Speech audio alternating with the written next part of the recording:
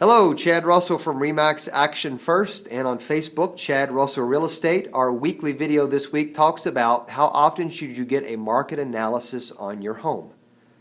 Or as I like to tell people, if you don't know what your home is worth, you don't know what you're worth. People check IRAs, they check stocks, they check retirement funds, which is all good, but they don't quite keep tabs maybe on the value of their home. So I'm going to show you some numbers here that give you some better perspective here.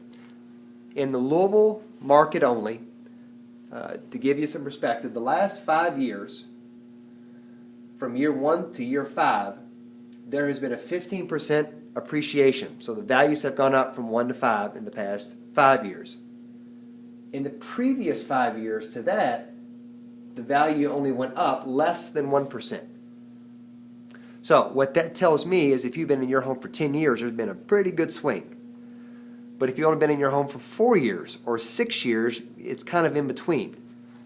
So I tell people to get a market analysis at least every few years, and I'd be happy to provide one of those for you free of charge.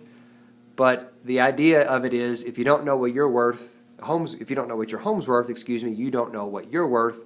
And especially people who've been in their home for 10 or 15 or 20 or 30 years. I'm getting ready to do a market analysis this week for folks that have been in there for I think 40 plus years.